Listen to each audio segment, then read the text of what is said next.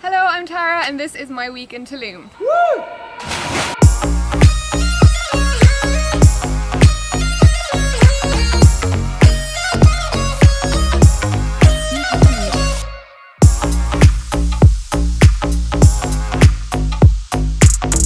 In this vlog, I will be sharing with you guys what we got up to in our first week ever in Tulum, Mexico, and in hopes that our itinerary may help you guys plan your trip. I'll be recommending places to eat, what to do, what to see, some of my favorite cenotes, just how to have a good time in Tulum. And I have a very vloggy approach, so you'll be getting to know me throughout the video. And if you like what you see, you can stick around. I will leave my travel playlist down in the description where you can check out my previous trip to Cuba as well as all the other places I have been. Let's get the adventure started, shall we? We have finally made it to beach paradise. We have checked into a budget accommodation, the Weary Traveler Hostel, which was recommended by a friend, and the reviews and everything were amazing, and we really just came here for the social aspect of it. It's great and all staying in like luxury hotels, which we will be doing later in the week just to change up the vibe, but we just wanted to come here to get to meet new people that were our age. And this place is known for its social fun. It's got free salsa classes, it's got yoga in the mornings and in the evenings. We arrived late in the afternoon yesterday and we already got to know a bunch of new people, and it's been a good time. We definitely recommend staying here if you're on a budget. So I don't know why I'm sitting down because we have a lot to do today. We are heading first of all to what Tulum is known for. It's cenotes, which are basically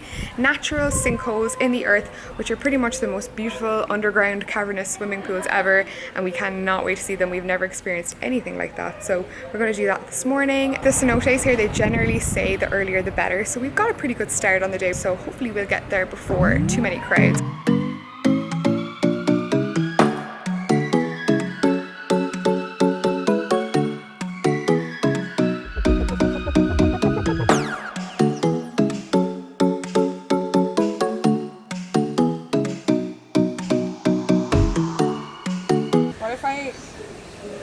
What if I go in and I don't come back out? Swallowed up into an alternate universe. So I've watched quite a few videos on Tulum, Mexico now, and people weren't lying when they said it was literally a hole in the ground with a sign that usually says something along the lines of "jump here." Better listen to the sign, right?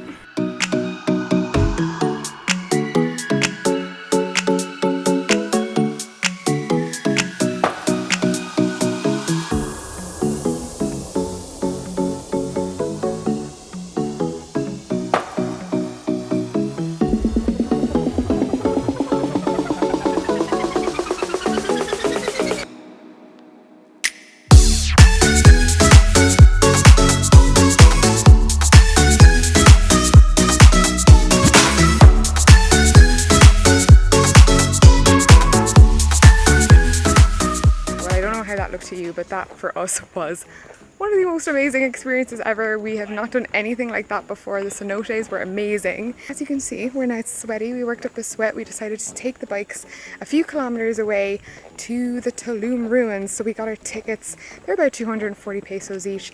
And I think it's so cool that like Tulum has its own set of Mayan ruins, super close, super handy and historical.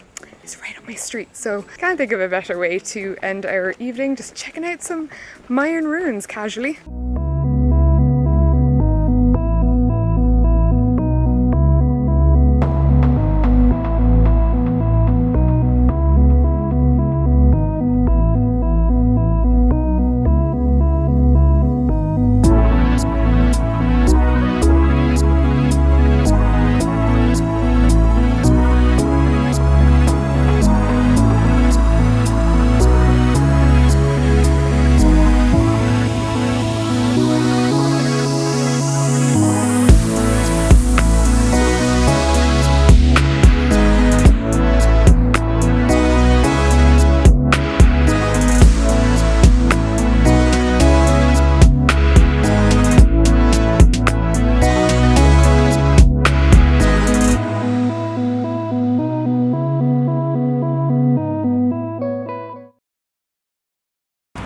We are up bright and early for another adventure today. We're heading off with one of the nearby dive shops, Coax, which is really like literally around the corner from our hostel, but it's another recommendation from my friend, so shout out Kira Doherty.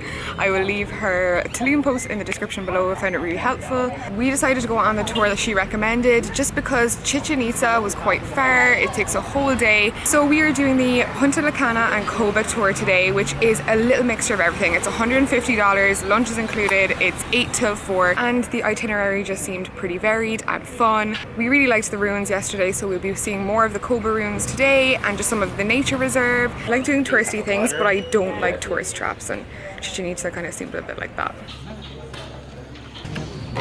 This is one for each of you. Thank you. Look. Oh, it's like glue. So it's used to make chewing gum, Yes, mostly. Mayans divide the universe in 3 sections: Underworld, Earth, and Upperworld. But every tablet like this try to tell us the history: who, when, why, or something else really special.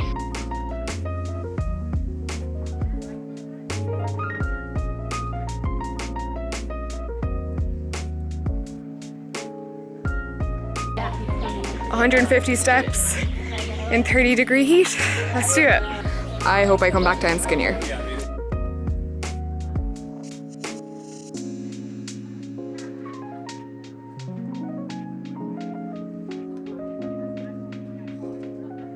We can see the entire site from up here. It's just absolutely breathtaking.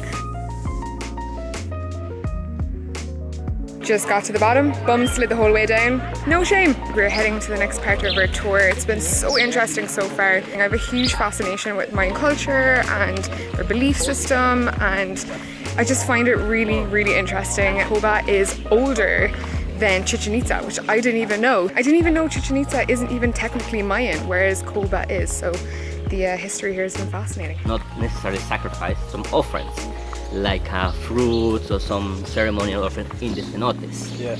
So when some important people dies in the town, in the city, they put the body in the cenote. Alrighty, we're at Punta Laguna, so we are here at the nature reserve to see some spider monkeys, howler monkeys, and also to go to another cenote, which I'm so excited about because it is hot. So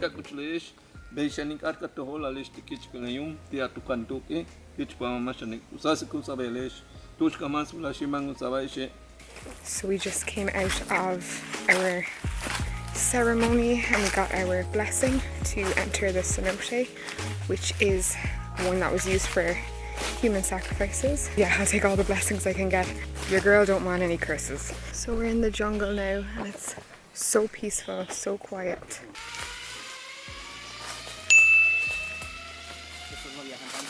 Lara crofted the shit out of that descent.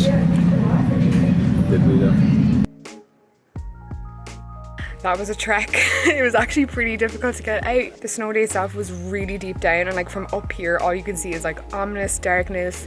You know there's bodies down there. It's a bit scary, but we went down and it was so worth it. It was absolutely amazing. The water is crystal clear and I don't know, it's just kind of like a magical sense about it. So I'm really glad that we did it.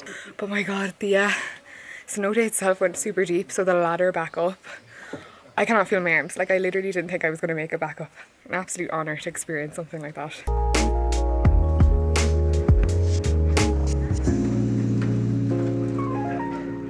I'm so mad I didn't take an underwater camera or a GoPro or something like that because it was incredible. Like that's probably one of my top tips for this trip. Definitely if you want to get wet and take photos, get some kind of waterproof camera, which we didn't. We're so silly. We had a couple of laughs, didn't we?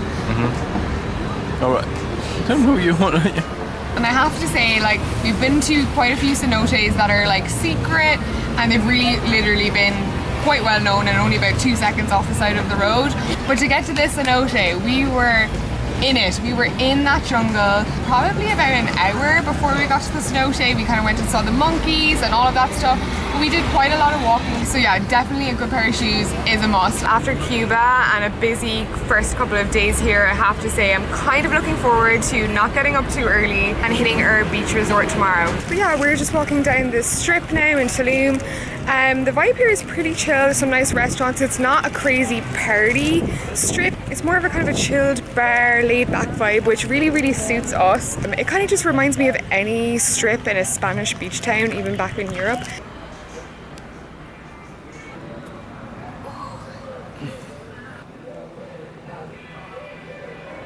He's wearing a wristband, you know, like the rubber wristbands.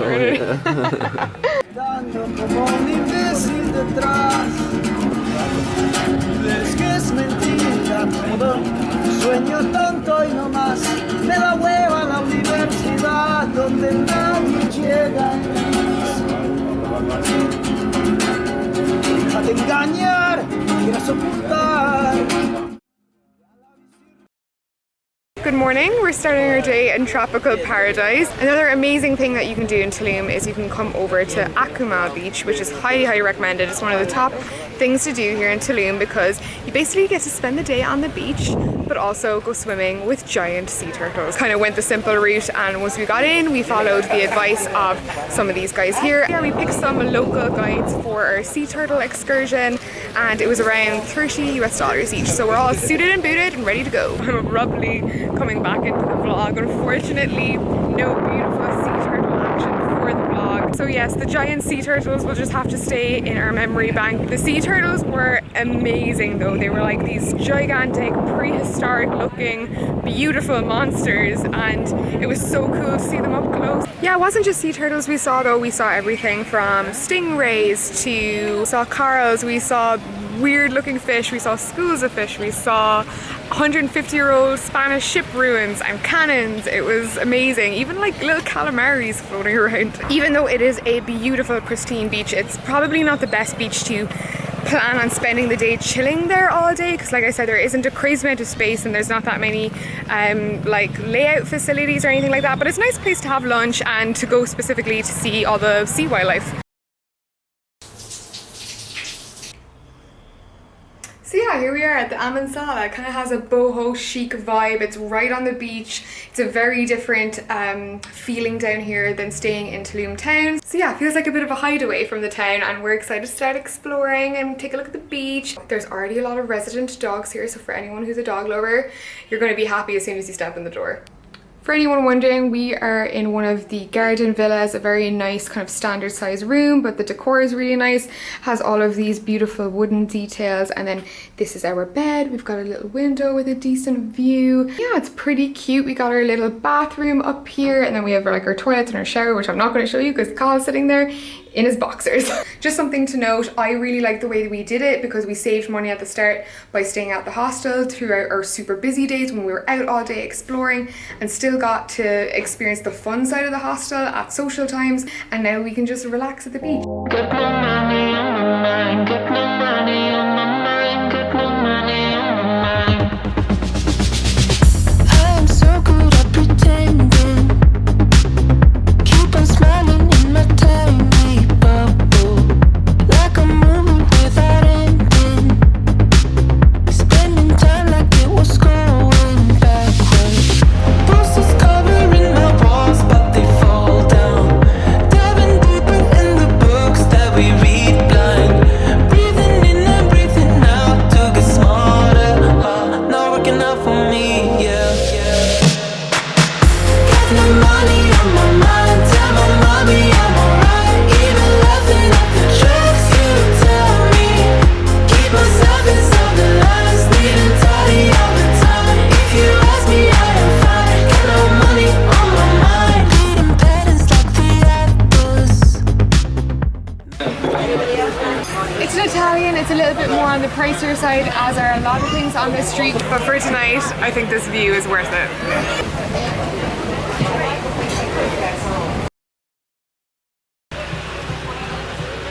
Another glorious good morning from us. We are starting our day off right, pretty much the same as every other tourist in Tulum. Now that we're on the beach, we finally made it to Raw Love, which is sort of a vegan slash healthy acai smoothie bowl place. No need to set it up for you guys. This place is one of the go-to spots for breakfast in Tulum. Oh my god, I think this place is gonna live up to the hype. We both got the Berry Love smoothie bowls along with a orange iced mocha. Well folks, That was a Cenote fail. We are just finally after leaving Sian Khan. You know, this is what travel bloggers don't show you. You know, they don't show you the fails. It doesn't all go to plan. I cannot wait to jump in some cold water right now.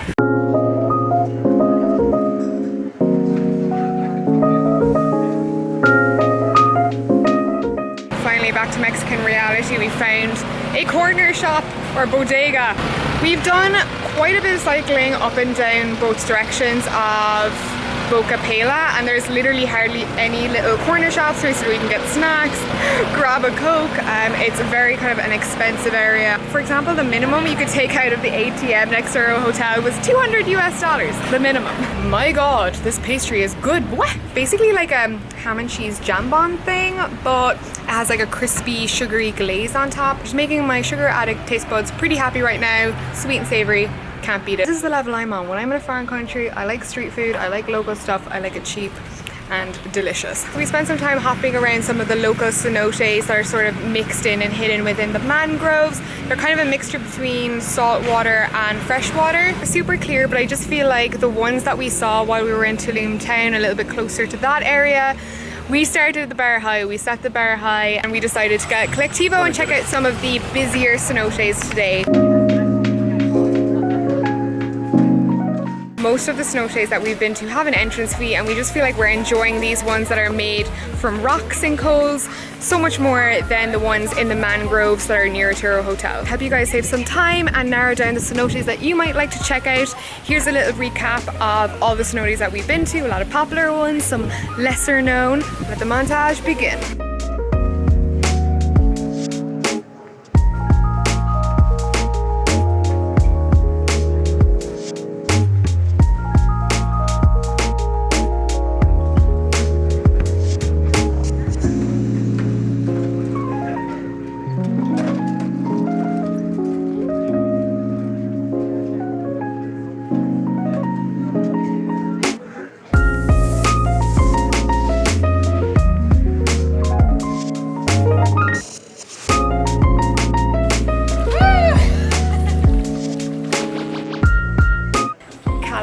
I think for some reason is hands down our favorite cenote. It's quiet, it's not very known about, it's mostly scuba divers that come to dive here and not too many tourists. And we've definitely enjoyed hanging out more at the cenotes than we do at the beach or anything like that. It's so refreshing and something so unique to Tulum and Mexico and the Yucatan. And also your hair and your skin feels amazing when you come out because there's no salt in it. So if I wash my hair and go in and come back out, it's absolutely fine. When you're just lying there floating on the water and looking up and seeing all of this greenery, how can you not be happy? If you don't happen to read the signs on the way in, most of the cenotes have some kind of shower system just so you can wash off the sunscreen and bug spray to preserve the beauty of the cenotes. Oh, those were so good. El Pastor is basically almost a kebab type situation where onto a corn taco with like shavings of pineapple and all of these different toppings, and it is so good. So cheap. Love this kind of street food situation where you get to kind of choose your toppings and mix and match. 6 tacos between us and 2 fizzy drinks, 66 pesos. Literally €3 for all of that food. So it's our last night and we're heading to dinner. We decided that we're gonna go eat at another recommendation by you guys from Instagram. So if you're not following me from there, be sure to, because I kind of showed a whole different side to our trip from Cuba and Mexico over on there. As we're coming to the end of the vlog, I thought that I would recap the 2 sides to the Tulum that we saw, so the main town side and also the beach side, and what we'd recommend for different types of travelers. I think overall, as an active couple that likes to absorb the culture and not sit around at the beach all day, staying in Tulum town at the hostel was probably our favorite side to the trip, just because we found it very accessible to all of the cenotes and a great range of restaurants, a great range of budgets. We're the kind of traveler that really wants to come here to relax and have a bit more of a resort stay where you don't stray away too far from the hotel and you like to lay on the beach all day and eat at expensive restaurants like Ziggy's and La Zebra and what was the other one, Heartwood. Those were all really great recommendations that we didn't get to try. And generally you do have to take a lot of taxis from this area. So if your budget is expansive and you don't need to worry about that, then definitely come down and enjoy the beach, but for us, we just really enjoyed Tulum town. Yes, that is just my personal opinion of the two sides and the kind of traveler I am. Oh, and this is probably the first time you guys have seen me with proper makeup on. This has definitely been a makeup-free holiday for me. Tulum, you are too hot.